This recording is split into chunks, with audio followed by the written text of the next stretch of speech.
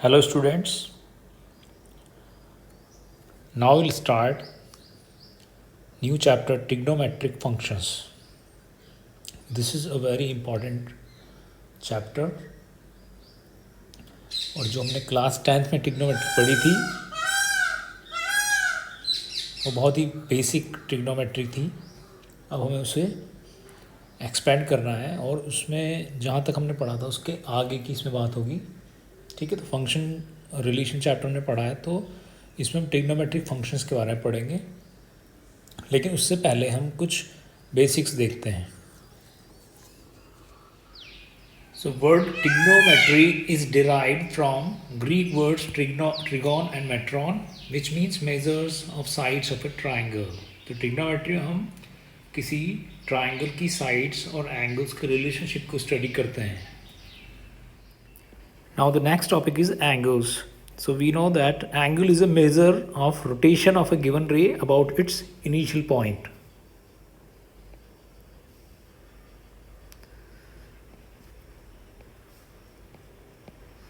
So this is the initial ray and O is initial point.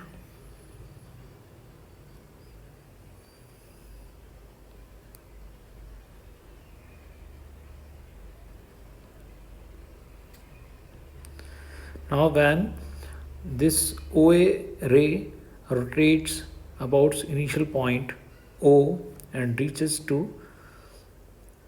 another point, then this measurement is called angle. So angle is the measurement of rotation of a given ray about its initial point. So OA is called initial side, OB is called terminal side, O is vertex, and the measurement of rotation is called angle. When OA rotates in anti-clockwise direction,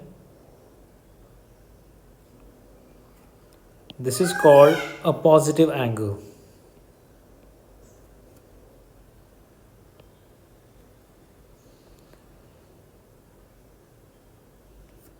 When ray OA rotates in clockwise direction, this is called a negative angle.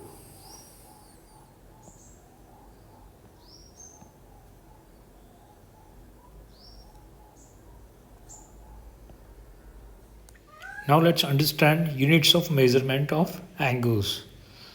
So there are two most common units of measurement. The first is degree measure.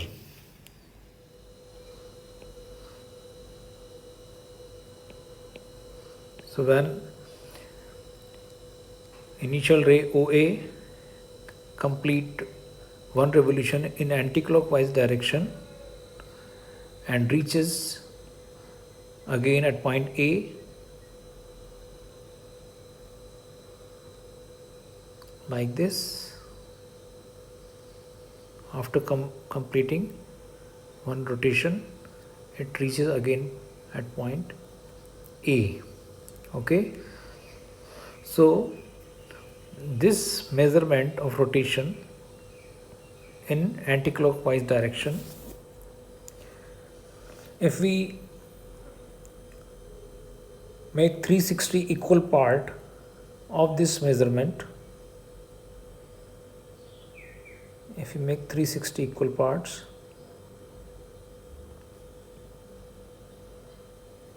like this, so each part is called 1 degree.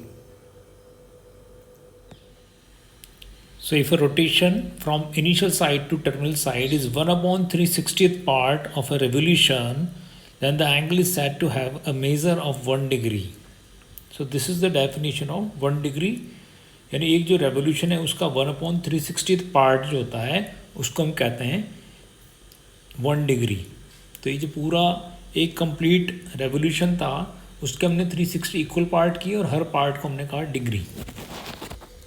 तो जैसे हमने एक revolution के 360 part किए और एक part को कहा डिग्री, ऐसे ही जो डिग्री का मेजरमेंट है अगर हम उसके 60 पार्ट्स कर दें इक्वल तो हर एक पार्ट को हम कहेंगे minute. So 1 degree is equals to 60 minutes. Minutes को हम डैश से रिप्रेजेंट करते हैं। तो अगर बहुत ही छोटे छोटे एंगल एक्सप्रेस करने हैं तो हम ये स्मॉलर यूनिट्स देख रहे हैं, तो अगर हम 1 डिग्री के 60 पार्ट कर दें तो हर पार्ट अगर इक्वल हों सारे पार्ट, तो एक पार्ट को हम कहते हैं minute, and 1 degree contain 60 minutes. इस तरह से अगर हम और भी स्मॉलर पार्ट देखें और 1 मिनट के 60 इक्वल पार्ट्स कर दें तो each part will be known as second. So 1/60 part of a minute is called 1 second. So 1/60 part of a degree is called a second. 1 minute में 60 सेकेंड्स होते हैं, so 1 minute is equal to 60 seconds. Okay, तो minute को हम dash से represent करते हैं और सेकेंड को डबल डैश से रिप्रेजेंट करते हैं। So let's construct some angles whose degree measures are given. So 360 degree अगर हमें बनाना है तो O A is the initial side, और जब ये रोटेट करके ये पूरा एक रेवोल्यूशन कंप्लीट कर लेती है तो this is called 1 complete revolution, और इसमें होते हैं 360 डिग्री इन पॉजिटिव डायरेक्शन। ठीक है, ये हमने एंटी क्लॉकवाइज चला है तो ये प्लस 360 डिग्री को हमने इस तरह से रिप्रेजेंट किया है। Similarly for 180 degree, if O A rotates and reaches the just opposite side, then this is called half of the revolution, and this is equals to 180 degree in positive direction. So this is an angle of 180 degree. अगर हमें 270 degree बनाना है तो ये जो initial रे है वो है इस तरह से, ये 90 degree, 180 degree, and this is 270 degree.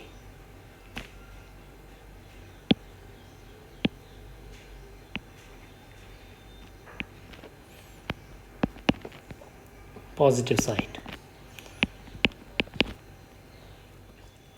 अगर 420 डिग्री का बनाना है तो एक कंप्लीट रेवोल्यूशन में पहले तो हम 360 डिग्री को कवर कर लेंगे। ये 360 हो गया, अब 360 के बाद 60 और चलना है, तो इस तरह से यहाँ पे 60 डिग्री पे आके रुक जाएंगे। ठीक है, तो यहाँ से हम चले थे पॉजिटिव डायरेक्शन में एंटी क्लॉकवाइज, तो ये 1 रेवोल्यूशन हुआ और उसके बाद 60 और हो गया।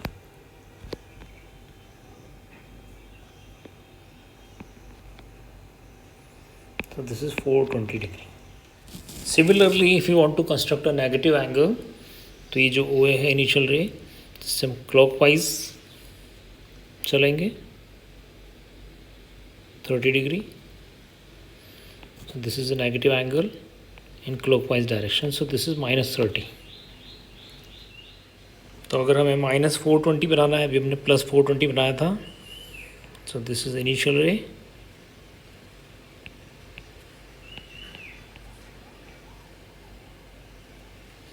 ओके। सो हम पॉजिटिव डायरेक्शन में चलेंगे, सॉरी नेगेटिव डायरेक्शन में क्लॉकवाइज, तो ये 1 रेवोल्यूशन करके फिर से हम ओ ए पर आ गए, तो ये तो हो गया -360, और फिर अभी 60 और जाना है, तो ये हो गया अपना यहाँ पे 60 डिग्री पर आके हम रुक गए। This is -420। ठीक है, तो हम इधर से चले थे, 1 रेवोल्यूशन कंप्लीट किया, -360 हो गया, फिर 60 और आ गए, सो दिस इज़ -420 डिग्री। इस तरह से हम पॉजिटिव और नेगेटिव एंगल्स को एक्सप्रेस कर सकते हैं। Another unit to measure an angle is radian. So let's understand what a radian is. So if we construct a circle of unit radius, अगर हम 1 यूनिट रेडियस का एक सर्किल बनाते हैं, 1 मीटर या 1 सेंटीमीटर रेडियस का,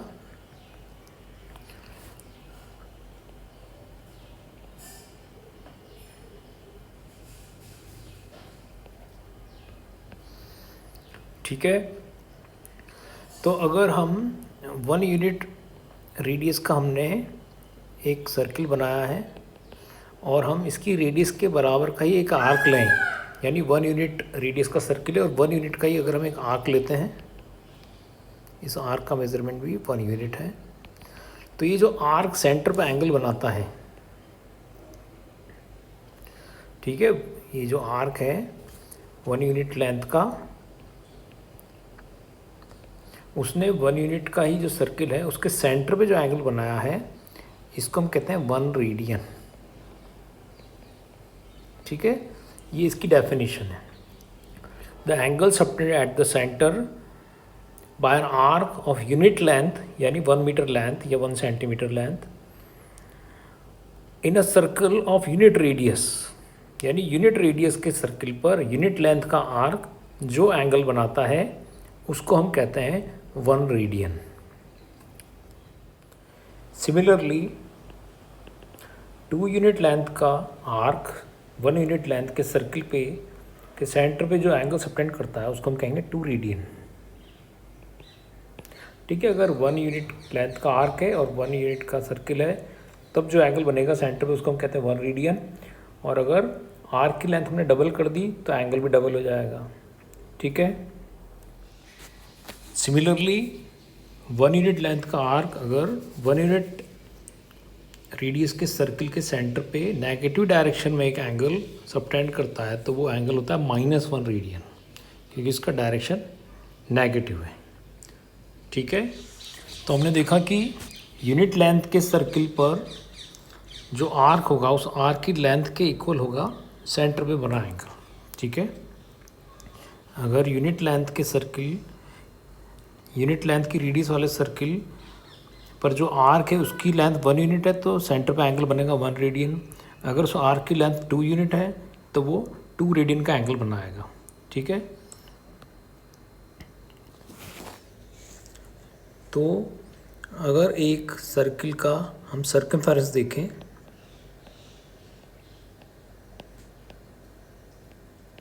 circumference of circle is given by 2 pi r. So if radius is 1 unit, unit length radius का जो सर्किल होगा उसकी रेडियस 1 होती है, इसलिए सर्कमफेरेंस कितना होगा उसका 2 पाई इंटू 1। तो सर्कमफेरेंस हो गया 2 पाई। ठीक है, तो ये जो सर्किल है इसकी जो सर्कमफेरेंस है वो सबसे बिगेस्ट आर्क है एक रेवोल्यूशन में। इसका मतलब जब 1 यूनिट लेंथ का आर्क था तो सेंटर पे एंगल बन रहा था 1 रेडियन का। जब 2 यूनिट लेंथ का आर्क होगा तो सेंटर पे एंगल बनेगा 2 रेडियन का। तो अगर ये पूरा आर्क ही हम ले लें, ठीक है, तो ये पूरा आर्क जो है उसकी लेंथ कितनी है, इसकी लेंथ कितनी है इस पूरे आर्क की, इस पूरे आर्क की लेंथ है 2 पाई, क्योंकि ये पूरा आर्क सर्किल की सर्कमफेरेंस के बराबर है। ठीक है, तो इसका मतलब एक पूरे रेवोल्यूशन में आर्क की लेंथ 2 पाई है।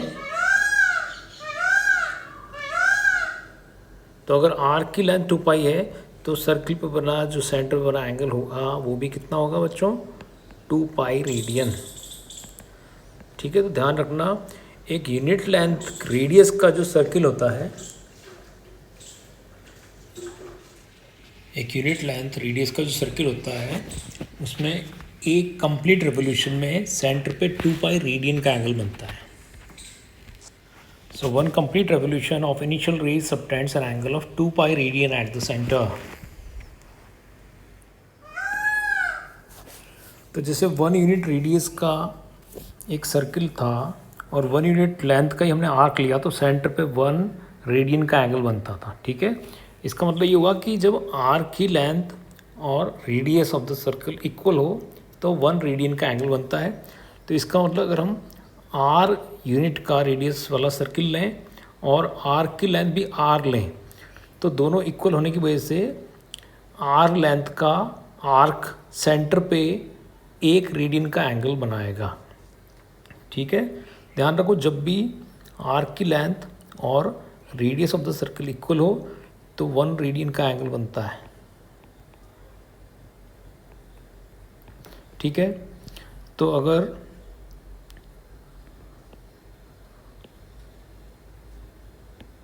आर लेंथ का आर्क है, arc of R length subtends 1 radian at the center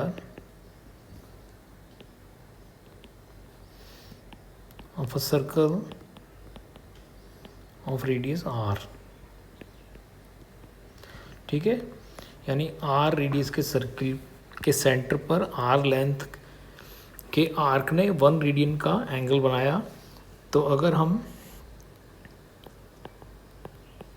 1 unit length का आर्क लें, 1 यूनिट लेंथ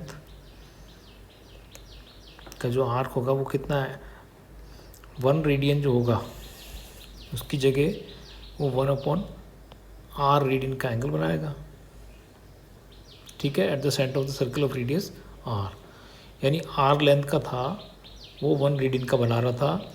तो 1 लेंथ का लेंगे अगर आर्क एक सर्किल पे जिसकी रेडियस r है, तो जो एंगल बनेगा वो होगा 1/r रेडियन। ठीक है, ऐसे समझो इसको यूनिटरी मेथड से कि r लेंथ वाला 1 रेडियन का एंगल बनाता है, तो 1 लेंथ वाला बनाएगा 1/r रेडियन का। तो इसी तरह से N arc of l length, ठीक है, अगर हम आर्क की लेंथ l लें तो वो सेंटर पे कितना एंगल बनाएगा, विल सबटेंड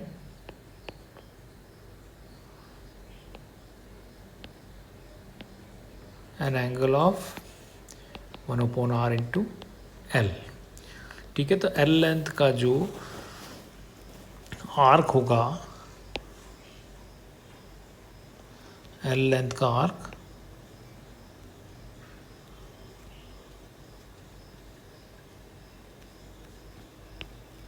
r रेडियस के सर्किल पे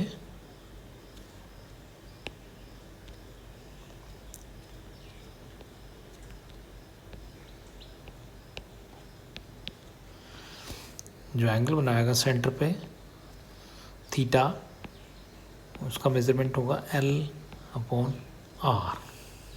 ठीक है, तो ध्यान रखना कि अगर हमें एंगल निकालना है तो हम लेंथ ऑफ आर्क को रेडियस से डिवाइड करेंगे। तो theta radian is equals to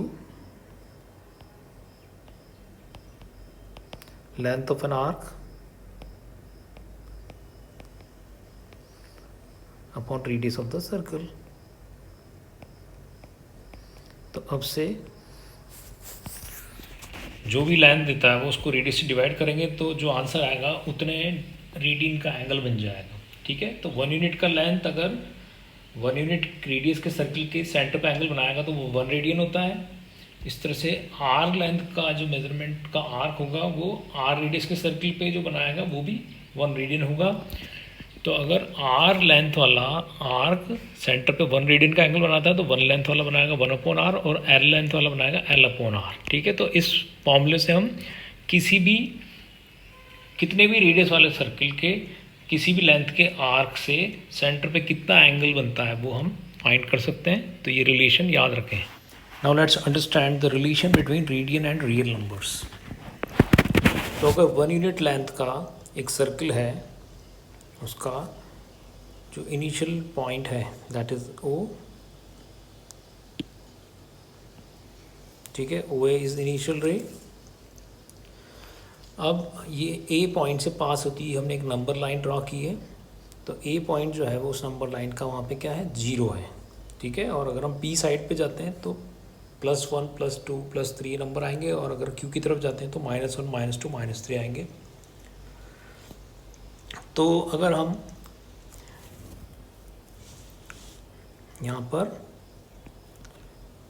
positive side पर नंबर लाइन पर कोई आर्क लेते हैं, मान लो AB हमने एक आर्क लिया, उस AB आर्क के बराबर का मान लो यहाँ पर है B की वैल्यू पॉजिटिव जो है यहाँ पे है 1.5। तो अगर मैं ये जो AB है वो आर्क सर्किल पे कट कर दूँ, ठीक है, तो ये 1.5 का आर्क कट हो गया सर्किल पे, और 1 यूनिट लेंथ है सर्किल की रेडियस की, तो जो सेंटर पे बना एंगल होगा वो कितना होगा बच्चों, वो होगा 1.5 रेडियन। ठीक है, इसी तरह से अगर मैं C तक का मेजरमेंट लेता हूँ A से, और AC आर्क लेता हूँ दैट इज़ 2 यूनिट +2 यूनिट, और उस आर्क को मैं कट कर देता हूँ सर्किल के ऊपर। तो ये जो है पूरा मेज़रमेंट ये हो गया 2 यूनिट का, ठीक है। AC is 2 unit.